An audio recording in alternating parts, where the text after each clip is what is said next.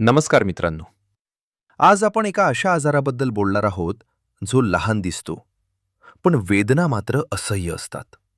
शौचाला जाताना जणू काच फुटल्यासारखी वेदना होते का? शौचानंतर जळजळ, रक्ताची रेष आणि बसायलाही त्रास होतो का? जर हो, तर कदाचित तुम्हाला गुदद्वारातील भेग म्हणजेच एनल फिजर असू शकते. ही साधी समस्या नाही. ही वेदना फक्त शरीराची नसते, ती मनाचीही असते. आजच्या व्हिडिओमध्ये आपण समजून घेणार आहोत फिजर म्हणजे नेमके काय, ते का होते, त्यामागचे विज्ञान काय आहे, लक्षणे कोणती, तपासण्या कोणत्या, आहार आणि जीवनशैली कशी असावी, व्यायाम आणि योग कसे मदत करतात, आणि सर्वात महत्त्वाचे, होमिओपॅथी यात कशी कायमस्वरूपी मदत करू शकते. हा व्हिडिओ शेवटपर्यंत नक्की पहा. शौचाची भीती संपवायची असेल तर फिजर समजून घ्यायलाच हवे. फिजर म्हणजे काय? गुदद्वाराच्या आतल्या भागाला आपण मलद्वार किंवा एनल कॅनल म्हणतो. या भागाच्या आतील त्वचा अतिशय नाजूक असते. जेव्हा कठीण शौच किंवा जोर लावल्यामुळे ही त्वचा फाटते, तेव्हा तयार होते एक लहानशी भेग. तिलाच म्हणतात एनल फिजर. ही भेग साधारणपणे गुदद्वाराच्या मागील बाजूस जास्त आढळते. सुरुवातीला ती लहान असते, पण वेळेत उपचार न घेतल्यास ती खोल जाऊन जुनाट स्वरूप धारण करते.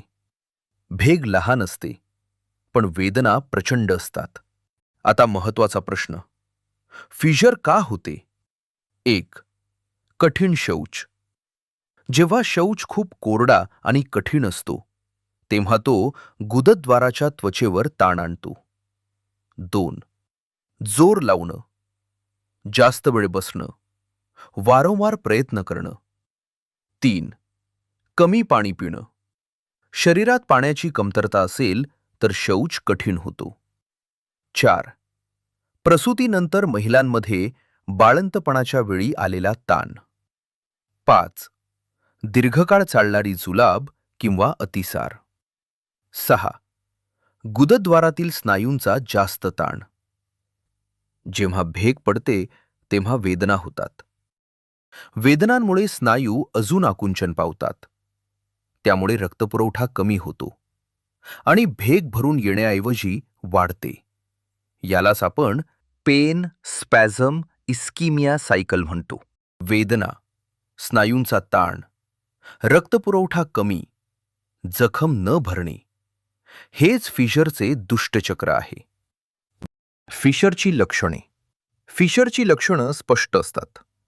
शौचाच्या वेळी तीव्र वेदना, शौचानंतर 1 ते 2 तास जळजळ, रक्ताची ताजी रेष, गुदद्वारात कापल्यासारखी वेदना, भीतीमुळे शौच टाळणे. जुनाट फिशरमध्ये त्वचेचा छोटा गाठीसारखा भाग, सेंटिनल टॅग, सतत वेदना. ही लक्षणं दिसली तर दुर्लक्ष करू नका. शौच म्हणजे नैसर्गिक क्रिया, पण फिशरमध्ये ती शिक्षा बनते. तपासण्या. बहुतेक वेळा फिशरचे निदान केवळ तपासणीने होते. काही वेळा प्रॉक्टोस्कोपिक एक्झामिनेशन, कोलोनोस्कोपी, जुनाट समस्या असल्यास, रक्त तपासणी. पण लक्षात ठेवा, फिशर ओळखण्यासाठी महागड्या तपासण्या नेहमीच आवश्यक नसतात. आहार.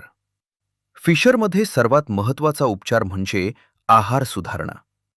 दररोज किमान 2.5 ते 3 लिटर पाणी, तंतुमय आहार, फायबर, भाजी, फळे, सॅलड, ओट्स, ज्वारी, इस्बगोल सारखे नैसर्गिक तंतू, दुधाऐवजी ताक, तेलकट, तिखट, मसालेदार अन्न टाळा. शौच मऊ राहिला तर जखम भरून येते. शौच मऊ असेल तर फिशर दूर राहील. व्यायाम आणि योग. दररोज 20 ते 30 मिनिटे चालणे. पोटाचे स्नायू सैल ठेवणारे व्यायाम. योगामध्ये पवनमुक्तासन, मलासन, श्वसन क्रिया हे पचन सुधारतात आणि बद्धकोष्ठता कमी करतात. होमिओपॅथीची भूमिका. आता महत्वाचा भाग. होमिओपॅथी यात कशी मदत करते? होमिओपॅथी फक्त वेदना कमी करत नाही. ती खालील गोष्टींवर काम करते. 1. स्नायूंचा ताण कमी करते. 2. जखम भरून येण्याची प्रक्रिया वाढवते. 3. रक्तपुरवठा सुधारते. 4. बद्धकोष्ठता सुधारते.